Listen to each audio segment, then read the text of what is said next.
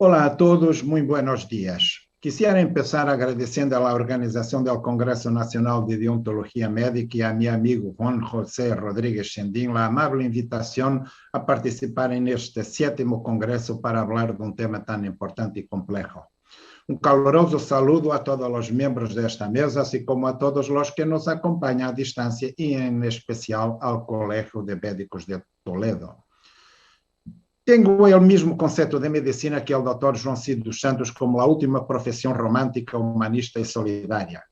Veo nuestra profesión con la misma visión de Juan Luis Antunes, que considera la medicina como una epistemología moral, epistemología porque se fundamenta en el conocimiento y moral porque está impregnada de valores.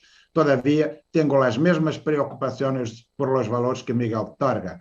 Es un mundo que habla de valores por la mañana, por la tarde y por la noche y los degrada cínicamente sin ningún temblor de conciencia. Pídeme todo, pero no que me tape los ojos.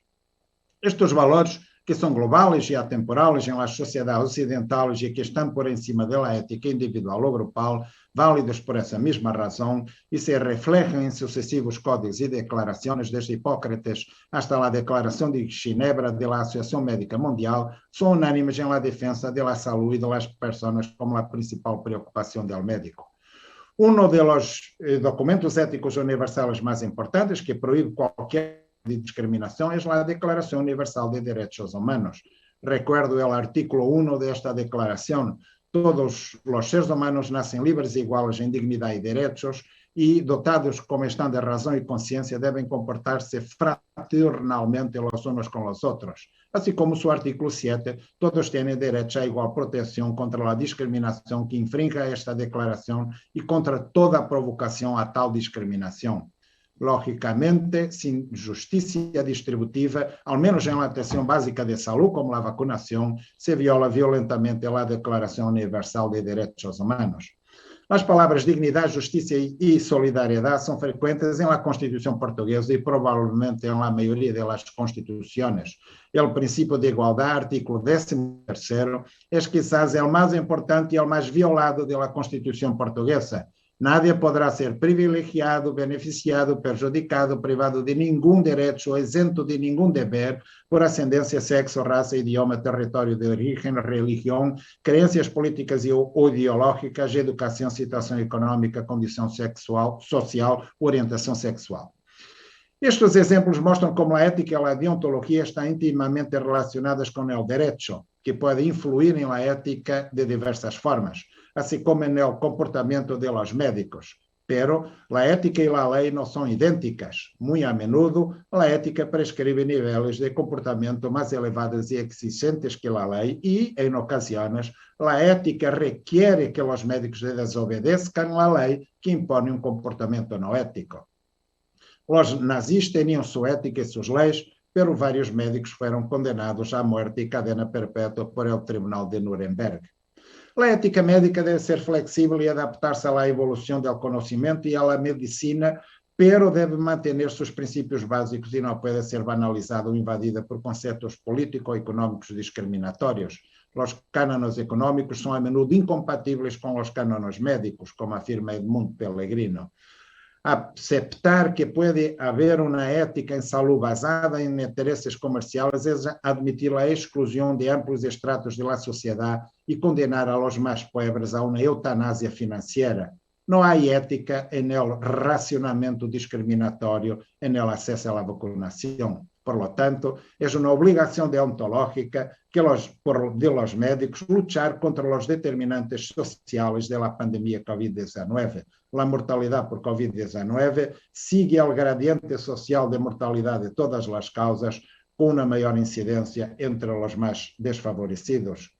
Em el informe Bill Beck-Farrer, de COVID-19 Marmot Review, Michael Marmot, presidente da Associação Médica Mundial em 2015-16, afirma que os níveis de desigualdade social, ambiental e econômica estão causando daños à sociedade, à saúde e ao bem-estar.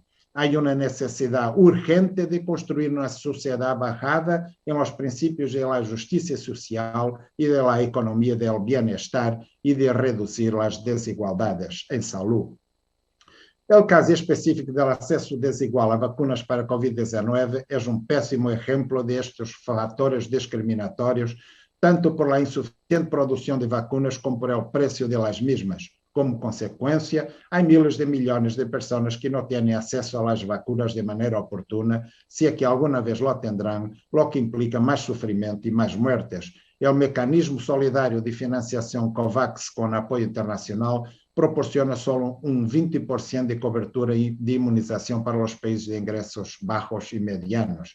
Esta cobertura é insuficiente para chegar a todos os que necessitam e para controlar a propagação viral em uma espiral crescente de empeoramento das desigualdades globais. La cobertura incompleta de la vacuna, junto con la transmisión comunitaria en curso, facilita la aparición de variantes de SARS-CoV-2 más contagiosas y más mortales y que pueden reducir la eficacia de la vacuna, algo que se ha visto en Sudáfrica, dañando también reflexivamente como un boomerang a todos los que viven en los países más ricos y requieren más vacunación. El mundo de hoy parece haber olvidado lo que la comunidad mundial entendió con la erradicación de la viruela en la década de 70, que la viruela en cualquier lugar era viruela en todos los lugares. Por motivos científicos, humanitarios, económicos y de derechos humanos, necesitamos urgentemente de un gran esfuerzo de crear un sistema global de producción, financiación, asignación y administración de la vacuna de COVID-19 basado en una verdadera solidaridad mundial. Uma forma é aumentar o número de diferentes vacunas disponíveis e a competitividade da produção e comercialização. Em los 11 meses transcorridos desde a identificação do vírus SARS-CoV-2, a comunidade científica ha desarrollado mais de 300 projetos de vacunas, um deles em Portugal por via nasal. Todavia, é demasiado tempo para esperar a que se aprovem mais vacunas e as polêmicas exageradas com as vacunas de AstraZeneca e Johnson Johnson e o retraso na aprovação da vacina Sputnik estão haciendo difícil o processo de vacunação massiva. A outra solução é a isenção da proteção mediante patente para acelerar a produção de vacunas em la União Europeia e outros países. Os artículos 30, exceções de los derechos conferidos, e 31, outros usos sem autorização do titular de los derechos, del acuerdo de los aspectos de los derechos de propriedade intelectual relacionados com o comércio, establecem o direito a permitir o uso de uma patente em caso de emergência, sem autorização do titular de los derechos. A União Europeia dispõe também da possibilidade de ativar o artículo 122 do Tratado de Funcionamento da União, que permite intervenir se surgem dificuldades no suministro de determinados produtos. Ante a catástrofe humanitária, social e econômica mundial provocada por la pandemia COVID-19, que ha cobrado a vida de mais de 3 milhões de pessoas, é indiscutível que existem razões suficientes, éticas e mecanismos legais para suspender as patentes de vacunas contra o SARS-CoV-2, aumentar a produção de vacunas a preços mais baixos e vacunar rapidamente ao 70% da população mundial, com o fim de lograr a imunidade grupal e permitir a volta à normalidade. Esta isenção temporal se aplicaria à propriedade intelectual em ferramentas e tecnologias médicas COVID-19 hasta que se alcance a imunidade coletiva.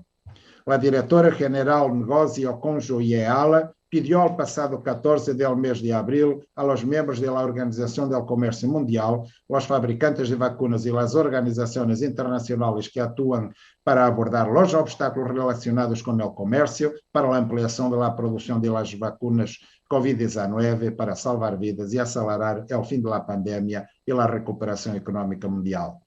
Com novas variantes altamente infecciosas do coronavírus que se propagam em muitos países de ingressos baixos e medianos, é fundamental garantizar que as ferramentas médicas existentes e futuras sejam acessíveis em quantidades suficientes e de maneira oportuna, especialmente para os trabalhadores da saúde de primeira linha de los países em desenvolvimento. Apesar dos claros benefícios para a saúde pública mundial da proposta de isenção das patentes, um pequeno grupo de nações está obstaculizando o início de negociações formais da OMC. Em lo que se refere ao acesso às vacunas COVID-19, a Oficina de Alto Comissionado das Nações Unidas para os Direitos Humanos considera que as vacunas COVID-19 devem tratar-se como bienes públicos mundiais, La pandemia de COVID-19 es una emergencia sanitaria mundial que exige una respuesta mundial. La distribución injusta de vacunas entre los países o el acaparamiento de vacunas incumple las normas jurídicas internacionales y obstaculiza los objetivos de desarrollo sostenible. Las vacunas COVID-19 deben ser asequibles para todos y accesibles sin discriminación. La priorización de la administración de vacunas debe realizarse mediante protocolos y procedimientos transparentes que respeten los derechos humanos. El beneficio privado no debe tener prioridade sobre a saúde pública. O acesso não discriminatório à informação sanitária precisa é fundamental. As empresas farmacêuticas, como todas as empresas, têm a responsabilidade de respeitar os direitos humanos. Então, ¿por qué la suspensión de las patentes no se implementa de inmediato? Como sabemos, esto se debe a los enormes intereses comerciales en juego. ¿Cómo puede lograrse la suspensión de las patentes? Con la presión de la opinión pública mundial y de la profesión médica en particular, a través de las asociaciones médicas nacionales e internacionales. Este es también el camino que estamos tomando aquí. Muchas gracias por su atención.